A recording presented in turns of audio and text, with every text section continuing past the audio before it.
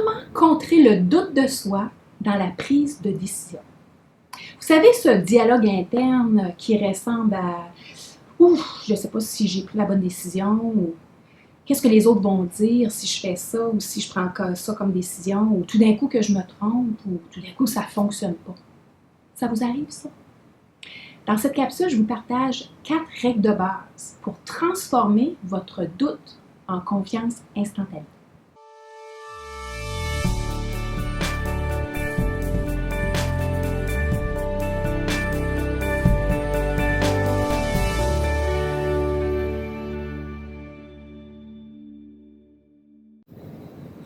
Bonjour, je suis Nadine Lehoux, entrepreneur et coach PNL. Je suis une adepte de l'être humain et ma mission de vie, c'est d'aider les gens à se réaliser pleinement dans les 5 aspects de leur vie. Et je les aide à, en fait, transformer ce qui bloque l'atteinte de leur objectif par l'entremise de stratégies comme celle que je vous présente aujourd'hui. Si ce n'est pas déjà fait, je vous invite à cliquer sur le bouton pour vous abonner à ma chaîne parce qu'en fait, chaque semaine, je vous présente du nouveau contenu relié justement aux 5 aspects de notre vie.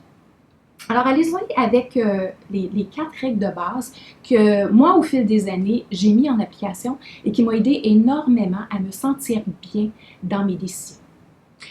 La première, c'est un changement de perception que j'aimerais vous apporter.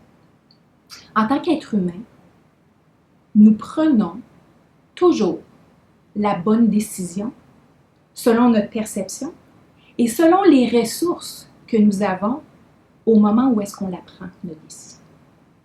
Qu'est-ce que ça veut dire, ça? Ça veut dire que, je ne sais pas pour vous, là, mais moi, ça ne m'arrive pas de me lever un matin puis de me dire « aujourd'hui, là, je vais prendre toutes des mauvaises décisions. » Moi, ça ne m'arrive pas.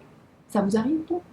Je pense pas. La problématique, par exemple, c'est qu'au moment où est-ce qu'on a pris une décision, je vous donne un exemple. Par exemple, j'ai pris la décision de prendre soin de moi. Okay? C'est une journée, peu importe que ce soit une journée de la semaine, une journée de la fin de semaine, j'ai pris une décision où est-ce que je veux vraiment prendre soin de moi. Donc, je fais toutes des activités pour prendre soin de moi. Parce qu'en tant que femme, on a tendance à s'occuper de tout le monde d'autre puis on s'oublie. Mais une fois de temps en temps, là, je prends cette décision-là de prendre soin de moi. Et supposons que durant la journée, que j'ai pensé à moi et que j'ai fait des activités pour moi. Je n'étais pas là, je n'étais pas présente au bureau, par exemple. Mettons que ça a mal été.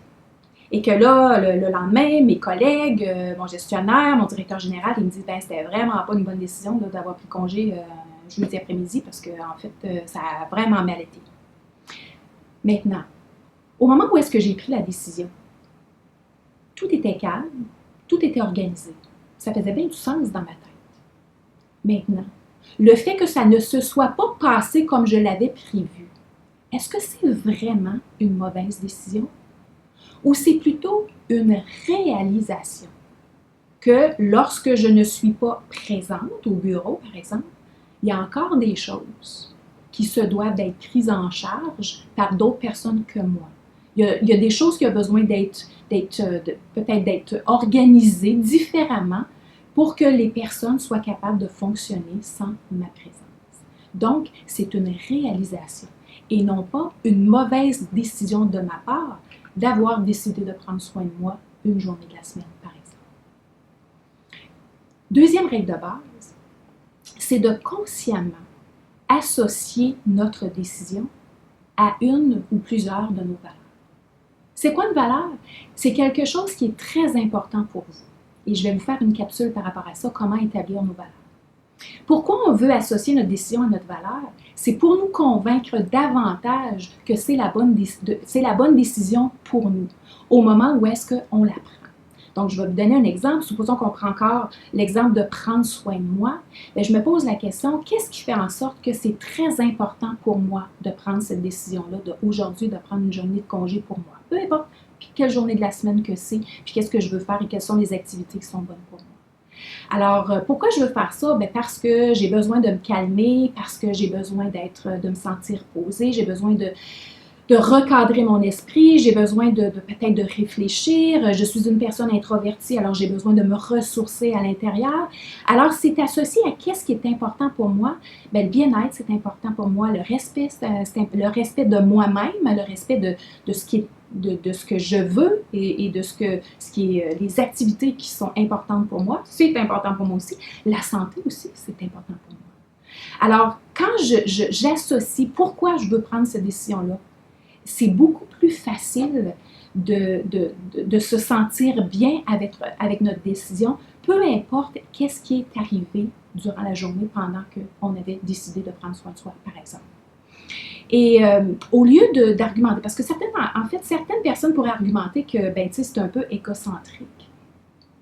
Moi, je dirais, ça dépend qu'est-ce que vous entendez par être égocentrique.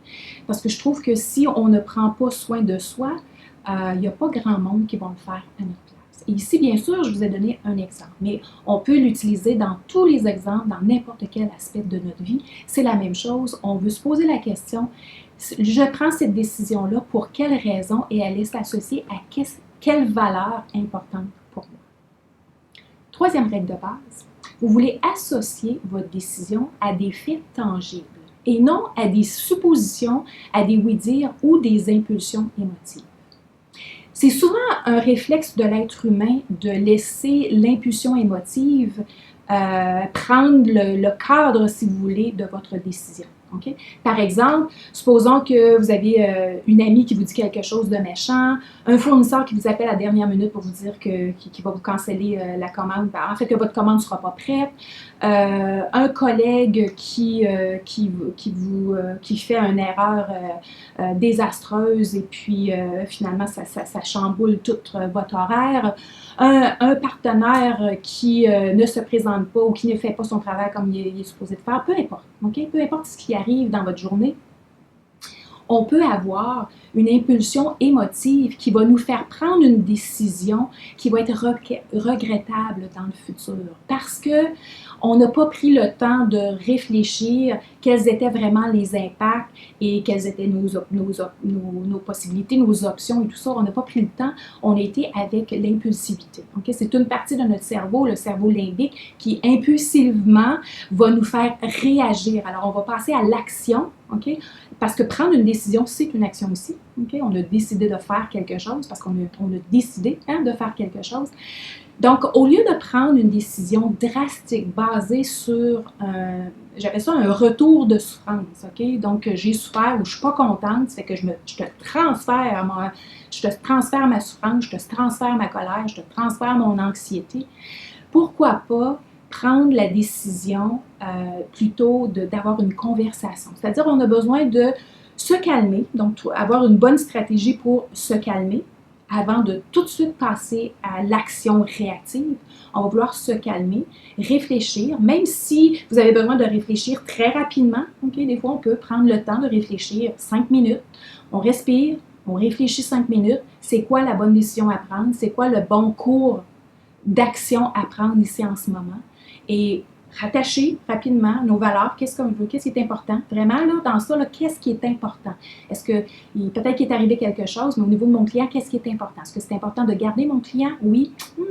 Je vais prendre une décision peut-être différente. Juste le fait d'apprendre à se poser des bonnes questions et juste le fait de réfléchir nous amène à prendre des décisions, dans le fond, qui n'auront pas des impacts négatifs dans le futur.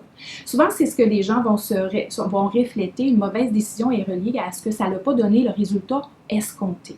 Mais en fait, encore une fois, on peut apprendre des résultats futurs plutôt que de se taper sur la tête et d'avoir le doute que... Parce qu'au moment où est-ce qu'on se critique sur nos décisions, bien, ça devient de plus en plus difficile d'en prendre parce qu'on est toujours dans le doute. Parce que ça a mal été la dernière fois, alors on s'imagine que ça va encore aller mal cette fois-ci. La quatrième clé, la quatrième étape, si vous voulez, c'est d'assumer, une fois que vous avez pris votre décision, vous voulez assumer pleinement cette décision.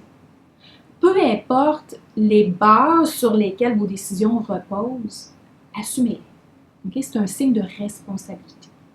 Est-ce que vos décisions vont plaire à tout le monde? Non. C'est un fait. Assumez et acceptez que vous ne plairez pas à tout le monde. Vous ne plairez pas à tous vos clients, vous ne plairez pas à tous vos collègues, vous ne plairez pas à tous vos fournisseurs, vous ne plairez pas à tout le monde de votre famille. C'est une réalité, c'est un fait.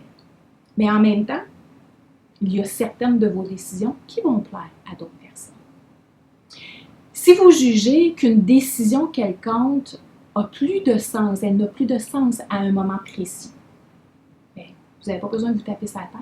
Vous avez tout simplement besoin de prendre une autre décision. Alors, j'espère que ça vous a éclairé un petit peu.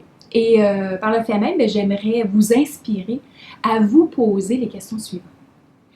Quelle est votre perspective à vous présente sur la prise de décision? Est-ce que vous avez peur de vous tromper? Est-ce que vous avez peur de prendre la mauvaise décision? Est-ce que c'est votre perspective? Est-ce que c'est quelque chose que vous pensez, ouh, tout d'un coup que je prends la mauvaise décision?